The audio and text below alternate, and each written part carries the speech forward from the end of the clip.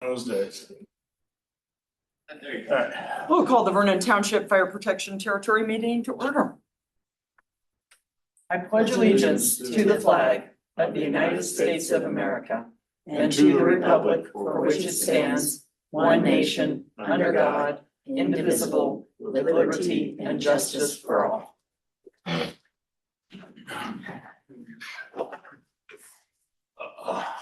Okay, has everybody had a moment to review the minutes? Yeah, I'll make a motion to approve the May 21st minutes. Second. All in favor? Aye. And we'll send this down for everybody to sign.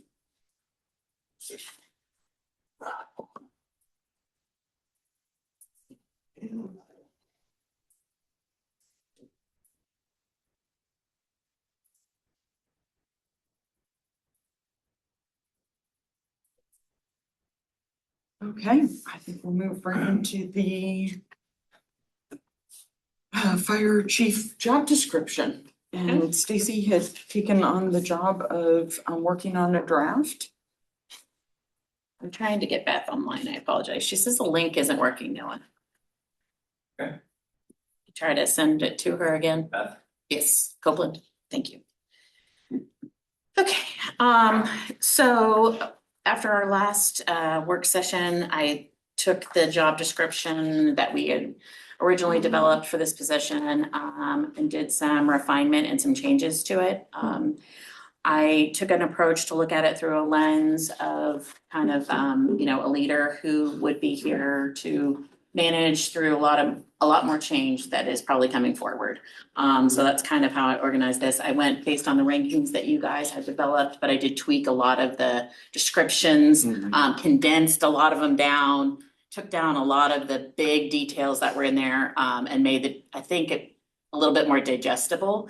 It had a lot of really tactical stuff that I felt like probably wasn't as important as the arching piece of it, which was, someone who has visionary leadership, strategic thinking, is a good fiscal steward, which I think, again, kind of comes down to they don't have to be able to manage the budget. They have to understand the budget and be able to do all of those types of functions. So this is kind of how it's come out. I did send it over to Cora. She didn't have any feedback. She felt like it aligned with the discussion that we had that day.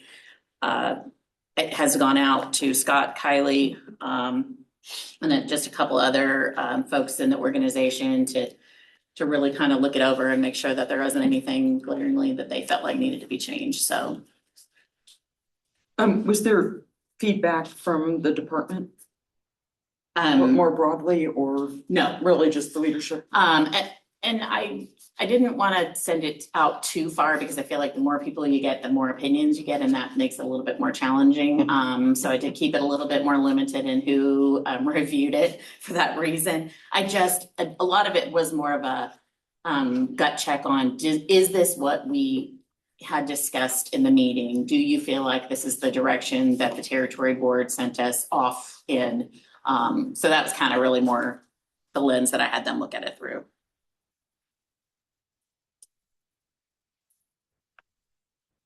I don't know if everybody had a chance to review or if everyone wants to take a few minutes. No, I mean, I reviewed it over the weekend. I thought pretty much covered everything we covered in our work session, so. Yeah, I didn't really see anything. Nothing glaring. I was like. So. Got any comments from you or from Kylie on it? It was good, both of us, but we looked over it, we were both good with it, so. Okay. So my only question I have, so once we get this job description, our next step will be posting with this as an attachment, I guess, to Yes. the briefer. I don't know if you saw, like for the fire marshal, I did essentially kind of a flyer and it had a link to the website where this was posted to it. I feel like this is difficult to post out, like. Yes. We'll hit some highlights of the things Right. that are most important, but we'll have this as a full attachment when we push them to the website to actually put in their application, send their resumes, this will be there for them to review it. Okay, now that's our next step, so sorry. gotta have ourselves on the agenda. We'll move this Yeah, schedule along. I'll go ahead and make a motion to approve the fire chief job description as presented. I'll second. All in favor? Aye. Aye. Did we already cover the timeline? No, I would I We would like, were introducing, I was introducing it. well, we may Teeing it kind up. of Thank go you, Greg. a little bit in like flip-flop order, if that's okay with you. I'll have you ratify the job description for the fire marshal after I talk about the timeline. So Scott and Kylie and I sat down last night, had a conversation, or Friday, not last night, Friday, had a conversation about the hiring committees for both the fire marshal and the fire chief, trying to line out timeframes. So just to update all of you, we had 8 applications so far for the fire marshal's position. I think we have some excellent candidates to really choose from right now, so I'm excited about that. That application is actually going to close on the 31st. So our intention is to close those applications on the 31st. I'll spend the first week of August, a couple days, probably contacting each of them. We did get a couple of candidates one from outside the country, and one from outside of the state of Indiana. So before we move forward with just inviting all of these folks to fill out our application and such, I want to have some further discussions. Some people who provided incredibly clear detail on whether or not they had all of the certifications, some people who didn't. So I'm going to spend a couple days contacting each of the candidates, really digging in, making sure that, you know, what the certifications are that they hold. Understanding that this is a job in the state of Indiana, not a remote position, and not a position that we're going to relocate someone for. Right. Those types of things. I just want to make sure that we provide clarity. So our recommendation right now would be to have those candidates come in on August the 14th for interviews.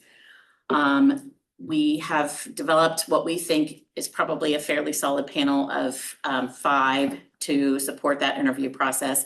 Obviously, Kylie being one because she's the hiring, technically the position's reporting to her under the ratification. We would like to ask the county fire marshal, Will Fredericks from Sugar Creek to, since he knows and understands the position, and will be someone he'll have to work closely with. Noah, John Hyatt as our union president, and then he will elect either to choose someone else to, you know, to join him, either a battalion chief or a member of the department. So we'd like to move forward with that. So if that happens, August 14th, we anticipate we'll probably be looking at roughly 1st of September by the time we get all of this settled out and hopefully have somebody, you know, getting ready to move in. We'd like to look at opening the applications for the fire chief on September 1st. I don't know how, I know that's, we're talking about more than 30 days from now, but with trying to accomplish this process and the lieutenant's process that we're going to discuss this evening, we don't want to bite off more than we can chew right now. So if we did that, we would close the applications for the fire chief around the 2nd of October. We'd be looking at interviewing the first round of interviews the week of the 9th through the 13th of October. We'd be looking at depending on how many candidates. Right now, I'm keeping it pretty broad because if we get a very tight pool of candidates and we can do both sets of interviews in 1 week, that would be great. If not, I've got it kind of roughly scheduled for the week of the 16th through the 20th for the interview with the Fire Territory Board, which would be the following week. And I feel like we would then, you know, we're talking mid-October, we probably could have somebody by, you know, December 1st at the latest, January 1st. I know that was kind of the expectations in the beginning, so I don't know. I'm open to feedback from you all on that. I'd like to get one before the first of the year if it were me. Yeah. I mean, I would like to be able to go in January 1 with Um, somebody hired. Yeah, we've got, right now it's on your agenda, I believe December 10th is our annual award ceremony. So it would be absolutely wonderful if we had our candidate chosen, we could introduce them at the award ceremony that night.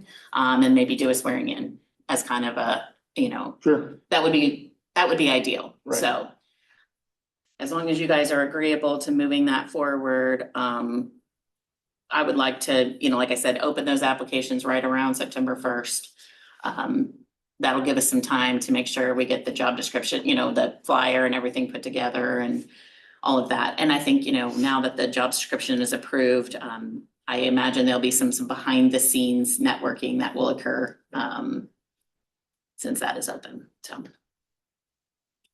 Everyone is in agreement, could we have a motion? I'll make a motion to approve the timelines as presented. for I'll all. second. You'll take a vote. I'm just trying to speed this up for you, I Greg. know you are. I just- But there's gonna be somebody online to go, well, you didn't take a vote on that, and then we're gonna have to come back and take a vote on it, so. Thank you so much. All in favor? Aye. Thank Yeah, God, we there- have so many people who. Well, there's always that are good one, at well, parliamentary there's always procedure. one, Um, finding out. if you don't mind, would you take a moment over the next week or two and double check that the week of the 16th through the 20th works for both of you? You don't have anything else going on. I apologize. I didn't even actually look to see when Mount Vernon's spring or fall break was, so I don't know which week it is.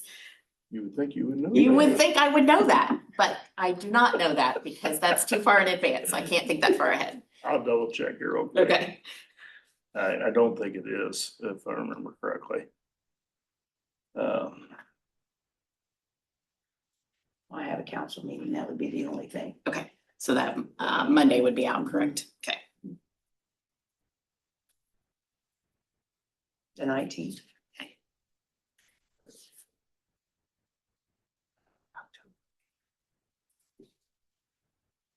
I can't believe August is coming. I'm a I bit know. shocked with that. I know. Let's see. I guess I could have looked. Probably have. it. Let's see, that the calendar for September or October, fall break is The 12th. 12th through the 16th. Okay, so it's the week before. Yeah. Okay, So we're good. all right. I have no conflict in the end. I guess my question is for all of you too, if we may need to do a daytime, depending on how many candidates we get. Are you comfortable with that if we have to go that As long as route? it's at 9 after. Okay. Cause I gotta drop kids off to school. Can do that. Okay. All right, so on the fire marshal, we have to go back to it. I apologize. Sorry.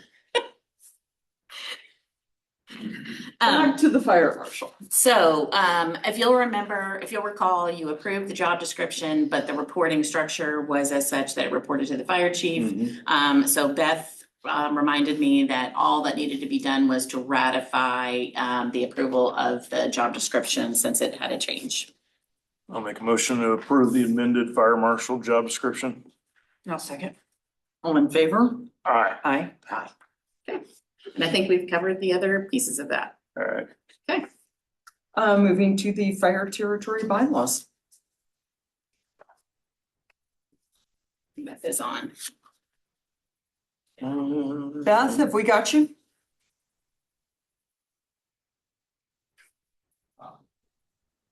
Yes, I'm here. Okay. So the only major issue I see right now is terms. And the only reason, is every year we, as our council, we reappoint people to the different committees. And so I would like it to be on, it can be up to 4 years, but no less than 1 year terms.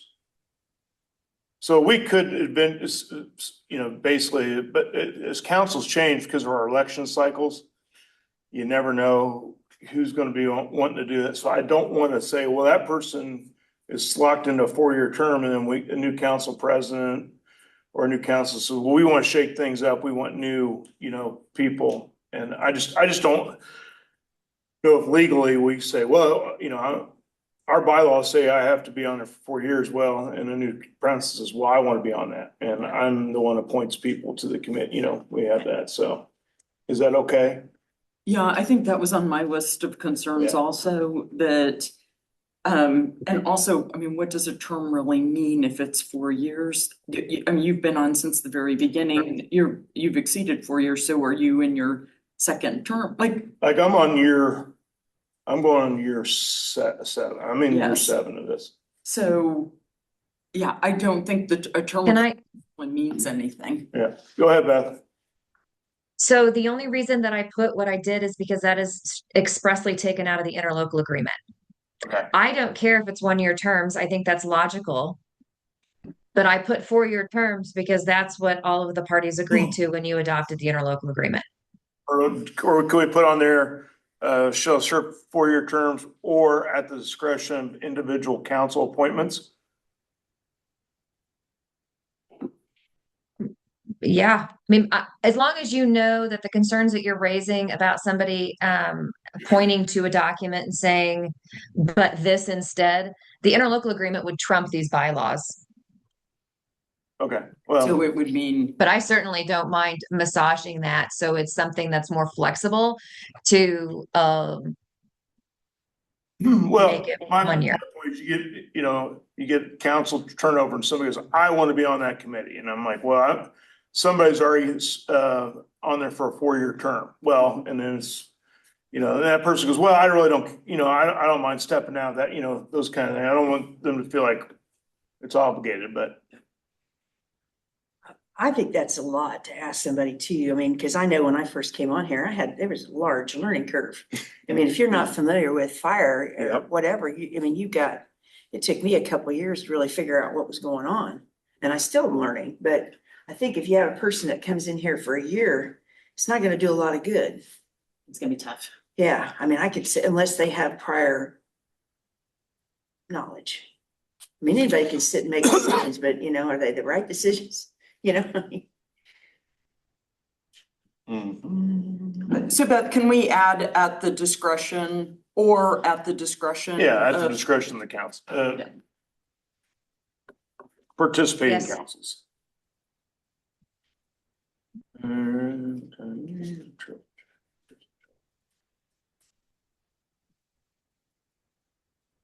And Beth, I did make the adjustment to add in the resolution number for the electronic meetings for you. That I may not have sent it back. Yeah, I don't think you sent it back, but if you can just give me the number, I can plug it in. I will. I added it to the printed copy that I gave them, but I had not sent it back to you, so I apologize.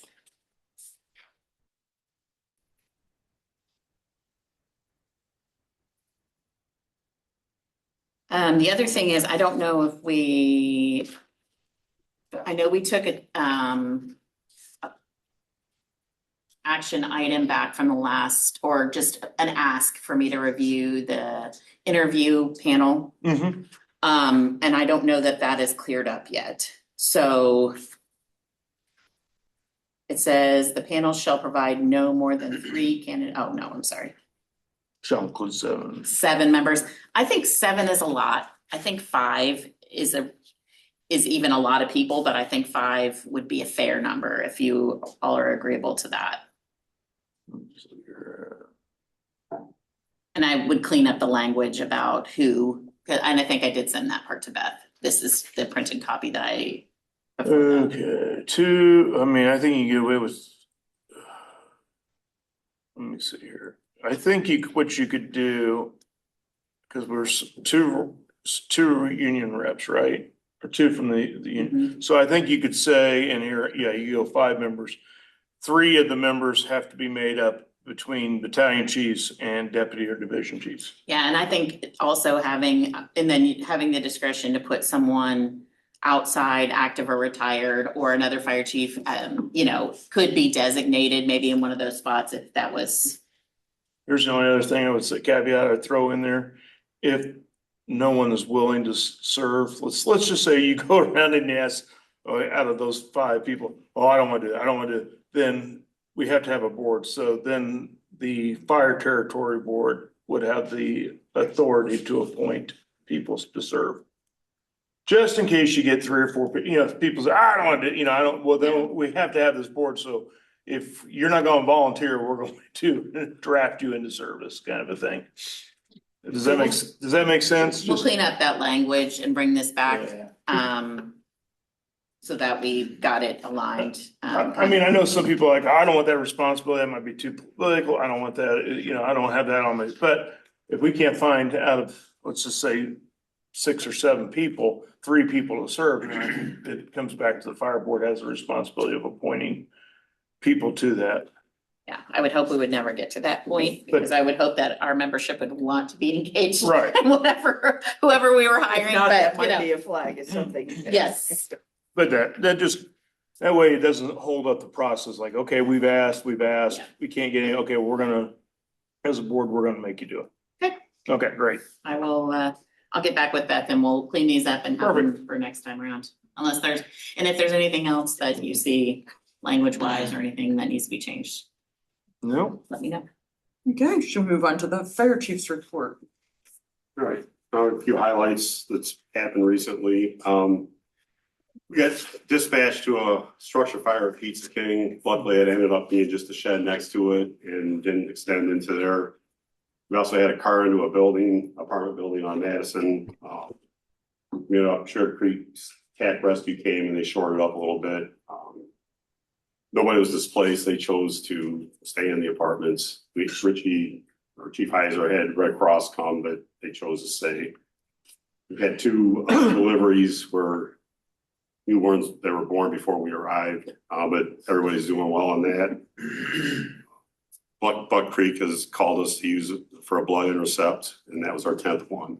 So that program is phenomenal. The big thing in training is bladder training. We've been out every day doing something with that pretty much.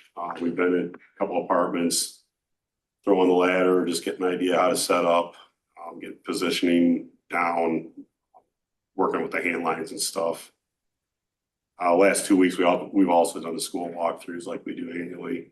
We've had some new people that haven't been through them. So, job posting for the fire marshal. We've had eight applicants so far. Elena Hart started. She's helping Stacy out tremendously, so that's huge. We've had ladder 431. We've came out to the football team and cooled them off once or twice. We're supposed to come out this week. I'll talk to you about that. sure. But kids seem to enjoy that. Mm-hmm. Another thing is our next blood drive is August 21st, and that marks 1 year of blood in service for us. So there's a big need right now, so that's why it was scheduled for October 31st Safety Day, which that was still in play, but it worked out that we could have this on August 21st also. So We'll be here, same place here. yes. Public Safety Day is going to be October 31st, and we've got a great committee working on that. Firefighter Renner and Firefighter Wendling have stepped up, and they're doing a tremendous amount of work helping everybody out with that. So that's going very well.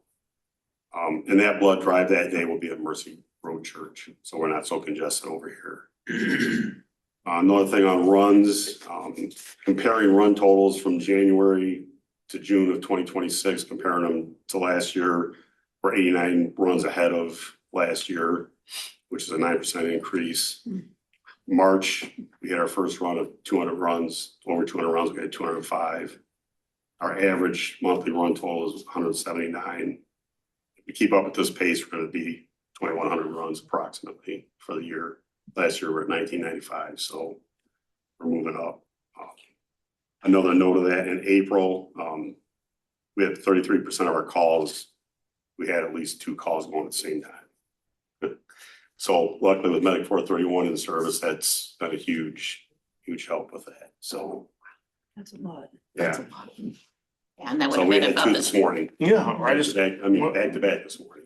So as us coming in 4:30, I think 4:32 is off, so I had to pull over when I was late. I'm blaming the fire department. yeah. All their fault. Other than that, we've just been meeting and working together, and the crews have been doing a phenomenal job. And it seems to be going well right now. Sounds good. Okay. Thank you very much, Chief Hathaway. Going to the financials. Sure. So you've got the financials in front of you. If you slide down, the one that's most important to the fire department is down at the bottom, Fund 8604, the Special Fire Protection Territory General Fund. So you can see the time elapsed is 50% because this is through 6/30.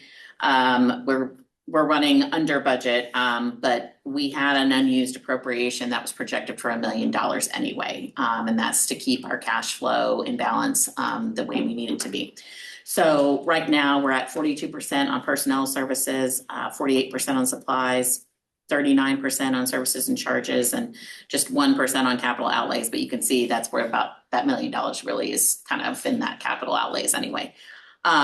So I think, we're on track to do really well. We have used a tremendous amount of overtime days already this year. Just when you bring on 8 new people, and you get a second medic in service, we have had some days where we've had to call in overtime. So that's still going to continue to be a challenge. And we talked about this, Michael, had a little, part at the McCordsville Town Council, which Tanya didn't get to hear, but after the Fortville Town Council meeting, we got some really good news on the tax cap impact.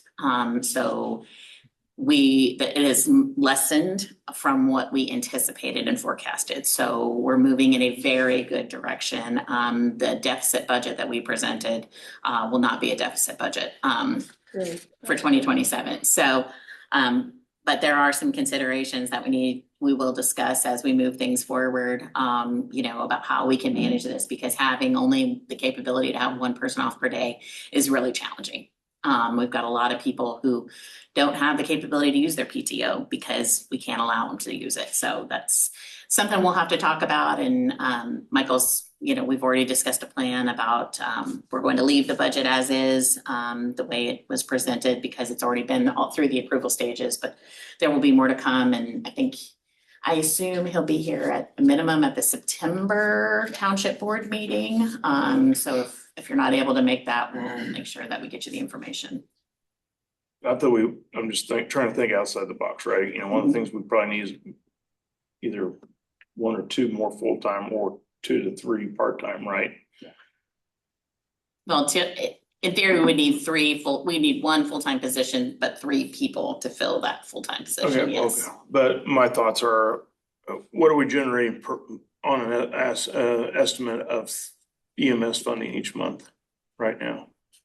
I don't know, I'd have to go back and look at it. My thinking is I know we're taking some of that and we're putting it for future capital outlays for new equipment and helping, but would we be in a position to divert 50%, 60% of what we've been saving each month and looking at using that to subsidize our part-time pay to help on that?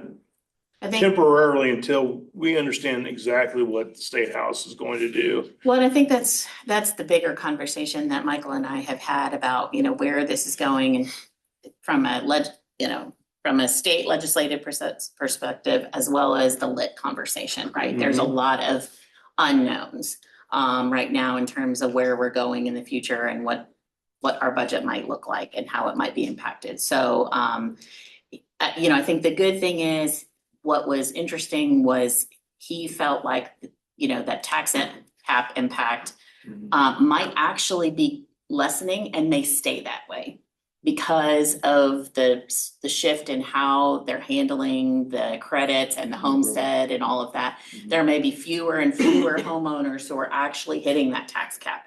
So it could impact us. The school was a big play of that, right? The school has made a concerted effort to, because of their debt and having to bring it down because of the rate cap impacts, there are a lot of impact of that tax cap loss too. So, or what should have been tax cap loss. So I think there's definitely some strategic conversations to have about how we can manage through that, because I do think we're at that point now where we're going to need to figure out what the next step looks like. And it's really 3 things. It's the move of the legislature to a 0.4. And they're really trying to get all fire departments and EMS to 0.4. ITA, the union, and the chiefs are all working together to lobby on that. They really want it to be 0.5. We're at 0.42. Well, so there's a lot of nuanced language, which I think is really something more to dig into, but right now at the 40 cent rate cap, if you included our special equipment replacement fund, we would be over 40 cents, right? There's a lot of language that says, if you were formed this, then this, if you were this, if you were that, a lot of if then kind of language built in. So Michael and I have had multiple discussions, and we feel like our rate does not, it also a combined rate with the special equipment replacement fund. Right. But we are still right at that 40 cent mark from the general fund. So we're hitting the ceiling in terms of we don't have any room to go anywhere. Well, my just general thought was from a short-term financing standpoint of if we're in a position where we're really in a labor shortage, and if it's a funding issue, it's because we're paying out of general anyhow for personnel. We are, services. and- So if we didn't have that money allocated and we could divert, if we're putting 47, let's just say $50,000 a quarter into our equipment fund, and part-time employees would run us, let's just say 25, I would be all for temporarily funding that until we know what the state legislature is actually gonna do. And our long-term financing would come into place. We could budget for those personnel on a longer term basis. I'm thinking short term. If we're really having a problem, because number one, I don't want to burn out our firefighters, right? This is a stressful enough job as it is. And then you're telling me I can't take PTO because we got staffing issues. That's an issue for me, because eventually it becomes it's a small issue now, it becomes a bigger issue, not only from, just a work environment, but a mental health environment. And then all of a sudden, like, why am I doing this? I can't take any time off, and I'm gonna find a different career. And then it's just compounding a problem where if it's a money issue, I think we can find the money temporarily until we know what the long-term strategies are. The good thing is the 2027 budget, the way it was designed, it has money budgeted for part-time. So that is not a concern. We've already thought through that with what we thought was the original Right. amount that we were, projected to receive. So this is really good news, because I think this actually moves us in a lot better direction for 2027. But it doesn't solve the 2026 problem. No, it doesn't solve the And 2026 that's- problem. And And I'm kind of looking at it That's where from, I'm concerned. that's where I'm looking I at. would I'm looking not at want like, us to hire people. I got 5 to 6, full-time 5 and months then lay them left, off. or Yeah. maybe 4 months left. I got people, especially, these kids starting going back to school, there's fall breaks, there's all these things. Yeah, we've got to be able to, you guys have got to be able to have manpower to manage appropriately to fill spots. And it sounds to me like, I don't want to work, I think we probably can find money I don't want to wait till 2027 to say, hey, go out and hire part-time people. Here's the reason. It's budgeted for 2027, but by the time you go through the whole hiring process, we're probably not seeing those part-time people here. until 2026. Well, first quarter, end of first quarter, maybe so my whole thought process is, we got money budgeted for 2027, but can we find money to subsidize in 2026 to start getting part-time people in here? Because if you start interviewing people and it goes through the whole process for that part-time, you might not have them in and trained and up to go until maybe, if you're lucky, October, right? And then, so again, I get concerned when I hear you say, our people can't take time off. That, to me, that's one of the worst things I hate when I hear from our police chief. Hey, we're so busy, my officers, you guys have stressful enough jobs. My job sits here and try to figure out how we can pay for it. So is that something we can? We can talk about let me get with Michael. Yeah, And have a please. discussion with him. I would like to understand, right now we've got $1 million in unused appropriation, right? Mhm. Is there a possibility that we can deploy some of that? And start to move towards what our 2027 staffing plan looks like? I would not want to do something and then have to undo it or Oh, change it. But here's where I'm coming from. I'd rather say sorry to the part-time people versus start losing full-time people. Oh, I agree. And so my question real quick, it would be, what would a one part-time firefighter cost us on an annual basis? I forget what the number is. I would have to go back. Is it like and look. 30,000? I think it would depend, and I think Would that be conservative, saying 30,000? All in $100,000 for 3 part-time people? And I think the problem is that you get into this situation where, you've got this absolute breaking point from a part-time perspective, and it's challenging, Yeah. right? Because, you can't, they're subject to FLSA rules, just like anybody else. So you have to be cautious about how you handle that. And I think the concern that I see present with a part-time program would be if they're not a dedicated part-time person. I would hate to bring in a program where we get a big pool of people and then we've got a different person every day. Right? That becomes problematic in terms of consistency, training. We can't keep those people trained up to our standards. Oftentimes they're working full-time somewhere else, so they're only giving us the extra time that they have. There's a lot of challenges with part-time. While I think it's a solution, I'm not sure it's the solution, and I would like to maybe explore this with Michael a little bit. Could we lay out multiple I will. options? Yeah. A part-time option, a full-time option, and also marry that with a PTO report? Mhm. Because I've got concerns on multiple ends of this. Well, it's The multiple PTO, problems. yeah, the PTO, if everyone is just simply accumulating a ton of PTO, then that's problematic also.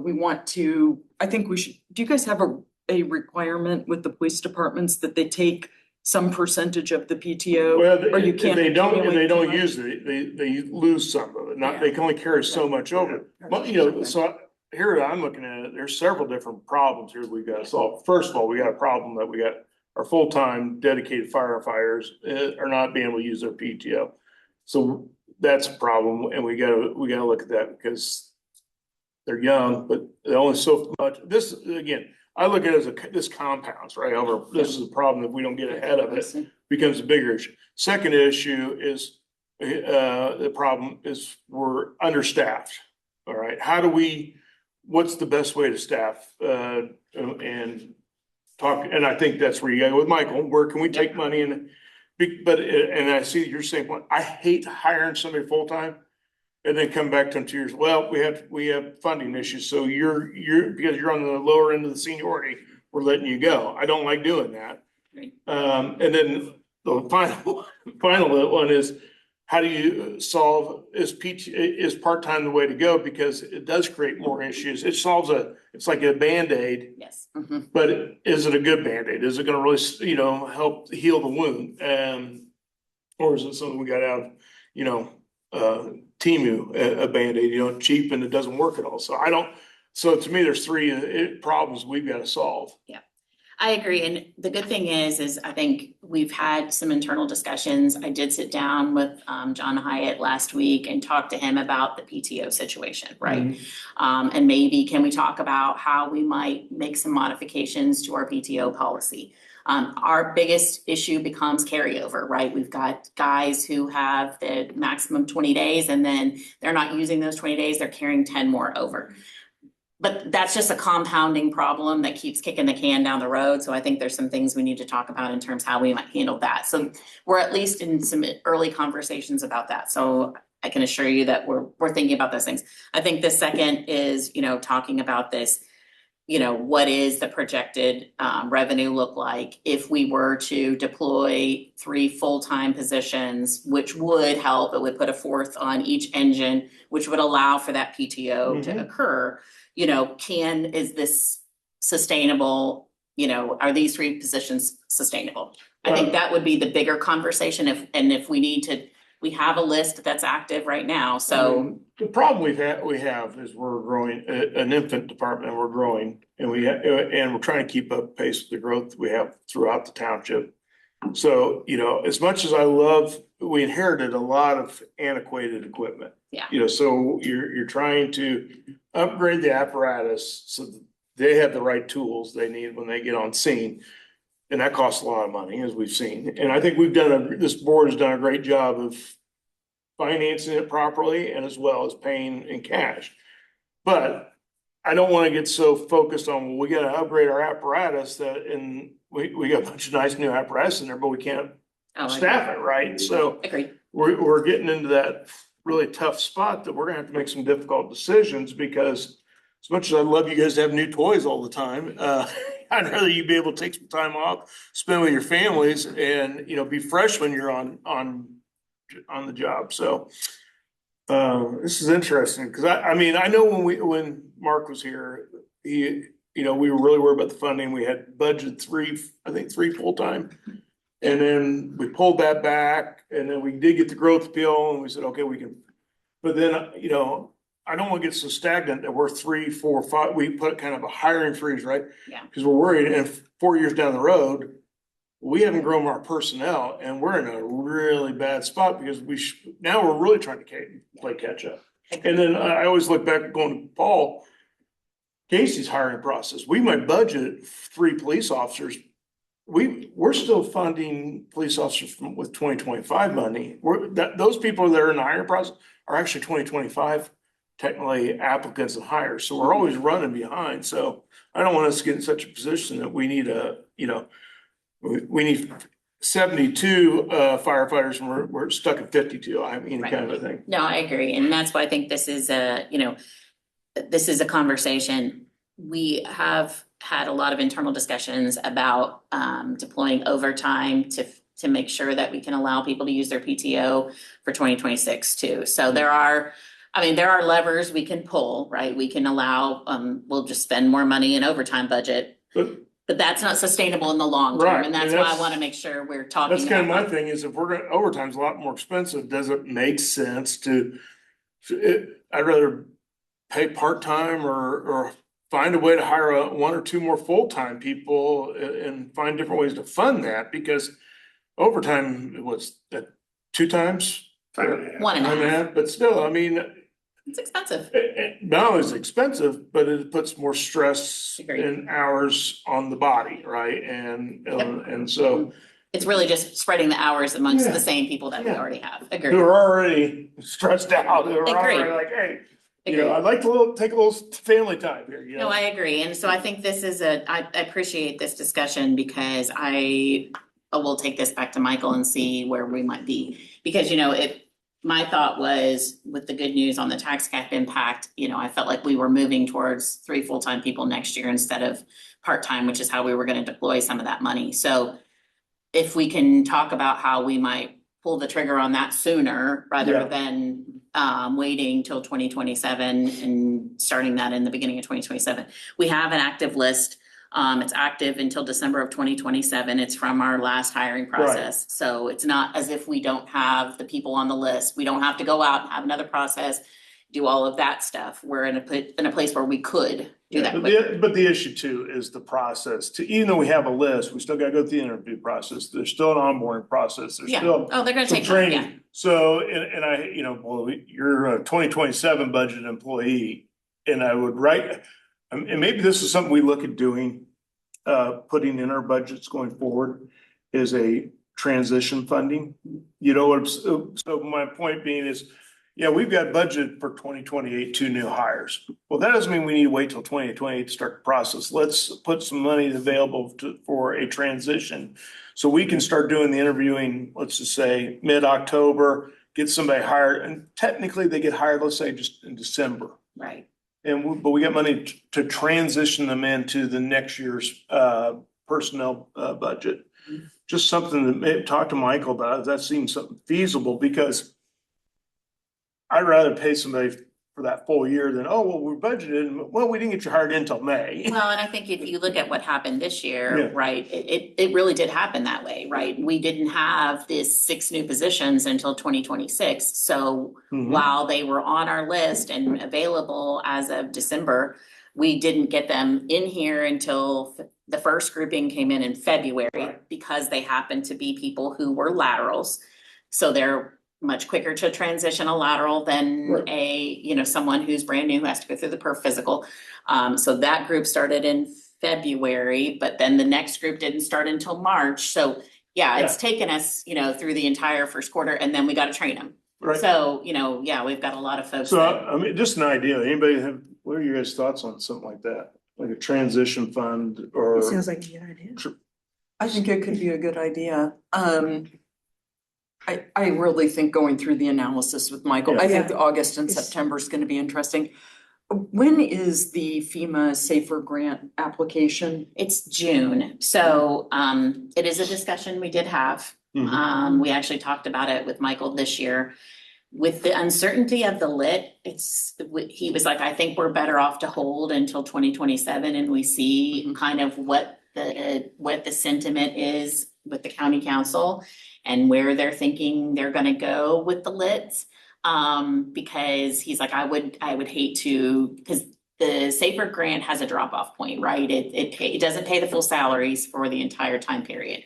It starts with, I think, it's like you pay 30% for the first 2 years, and then we have to pay 65% the third year, and then absorb 100% of the cost thereafter. Yeah, And so it is a significant administrative nightmare. Like, we have to go after more than $1 million for it to be worthwhile for us to do. We made the mistake of going after an equipment grant. Mhm. And I think we spent more staff hours on it than it was actually worth. Right. So if we're gonna do it, we gotta go big. yeah, so I, the conversation that we had with Michael was, how could we potentially leverage the Safer grant, anticipating the needs of the third station. Because we will have to bring on significant number of personnel in order to be able to staff more equipment and have another station. So I think that's a really appropriate conversation for the Safer grant. I think where we're going right now, I think this is, and knowing that we've had some salary openings, amongst our administrative staff, there might be room to go ahead and start moving. Well, forward. that's kind of my other thought, especially if you're not hiring a chief to be effective January 1. Yep. You still have some of that salary, you still have some of the fire marshal salary that we haven't expended since that's happened. And then honestly, if we have shortfall, I would be comfortable with one of the only revenue sources we have coming in and diverting that for temporarily. And then let's figure out going forward how we can budget what we would need from a transition standpoint, that as if we're hiring for the following budget year, do we have some money built in that we could technically bring them in that the previous year to get them up to speed, so that really, hopefully in January, they're ready to roll as full-time employees. I think that's fair. I think, and Greg, that brings up a good point in that Chief Hathaway and Chief Culberson and I know Noah also all are working, they're doing more than their job. Right. So I don't know if we have discussed potentially some way to compensate them for all that additional work. And I know Noah's really pulling down 3 jobs, and we thank you very much for all of your work. And I know that that is also true for our 2 co-chiefs. And so I don't know if there's been any discussion of some level of compensating them for that additional work. I think that's a decision for you guys to make. I'm happy to make an amendment to a salary resolution to be proposed at the next meeting, if that's something that you all would like to consider. Yeah, I do. I mean, I'm fine with that. Is there anybody I'm forgetting in that this is just our weight has been disproportionately impacting and I'm just not aware of? Okay, but those 3. Okay. I think, Did you say 3 full-time people would solve the PTO problem? 3 full-time people, correct me if I'm One wrong. per shift. That Would- One per shift. Yeah, okay. yeah, right now, they're allowed 1 PTO per shift. We've got 2 people off right now, so that puts a kink in it. Sure.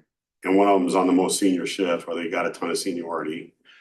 So if we hired another full-time, that would give the ability to have 2 off per shift. do we have any reserve military? Like, that would, if they got called up, that would we have some in our police Melody. department, so. I don't, Space still in? I don't know. I need to, no, Maddie's out. So we She don't, stepped out. we don't have that worry. We have a couple on our police force, they're still active reserve, so that would be one that could really put a kink in the scheduling, right? We've been there. Yeah. So I think, if we could get a 4th person in place on engine 432, right? Yeah, That would alleviate a lot of our issues. So I think this is a good plan. I will have a discussion with Michael and I will have something prepared for the next board meeting. Sure, Is that that'd be fair? great. I mean, I think that's something we gotta look into. Okay. Thanks, Daisy. Okay, the investment report? Oh, yeah. So obviously, we withdrew $1.7 million from the Trust Indiana account, but it's Where'd still. that go? Yeah, that big thing, we're gonna. So there's still $1,294,191.77 in that. And it's still earning decent income. Obviously, the yield is down to 3.6%, but it's still better than what we would earn at GBC Bank. So at this point in time, I have no recommendation. I apologize because of everything that has been going on. I have not been as cognizant of transferring that money over from the EMS. So I will. What do we got in there right now? In the EMS, probably about $400,000 roughly. So, yeah. I have had two other trustees tell me that they have moved their money out of Trust Indiana and moved it into banks because they were able to get higher rates. I'm not suggesting anything. I'm just saying, I think we're at the point where we probably need to watch this. Because if it continues to fall. Well, the only thing I can see somebody having at a bank right now would be some kind of CD, but I'm anti-CD from the standpoint of there's penalties happen if we have to get to the money for any kind of reason. What I love about the Trust Indiana is like tomorrow, if we need the money, it's in our bank account. Yes. And then when you have to compare, well, what's really the difference between 3.75 and 3.62? Not very much when you're looking at long-term financing. Yeah. And the fact that this is more tied to the Fed funds rate or the 10-year treasury is a lot more comforting to me, because that fluctuates a little bit more, and banks are setting their own rates based off what they think they can. They're taking your money and my money and they're charging in their certain interest for me to borrow your money. I think the reason we might want to look at it longer term would be if we're saving for something specific. Yeah. And we can get a higher Well, return. and I always look at the fees too. What kind of, what are the fees? There's really no fee to this other than what they deduct a little bit from the interest, like 10 Right, basis points. Yeah. Yeah, so 10 basis points for them to deduct to manage the account versus account maintenance fees, banking fees, all those kind of things would have to be looked into, but I want to make sure we get the best return on our. I don't know, I'll tell you this, we have 3 different Trust Indiana accounts before Forestville does. Yeah. Our rainy day fund, sewer development fund, and one other, an infrastructure fund for our, so we have 3. And I mean, it's been great for us, so. Yeah. All right. Are there any announcements? One thing that's not on here, and I apologize, August 5th, you're gonna get an invitation probably today for a push-in ceremony for the ladder. We're very excited, Yep. 6:30 PM. So I know that you both have been included on some communications about, that night, so we're excited about that. But the Mayor Commission meeting tonight, I know Tanya can't be here. I do have 3 confirmed members to attend tonight, so we should be I'm good to move the meeting forward, so. I think that's it. Okay, our next meeting is August 24th at 9 a.m. If we do not have anything else, could I have a Motion adjourned. Second? All in favor? Aye. Aye. Thank you, everyone. You're welcome. If November 5th and December 10th are on the bottom too, keep those in mind. Swearing in ceremony, we're gonna do it here. I have it, I think 7 PM. And we have a lot of people to swear in because we haven't done one for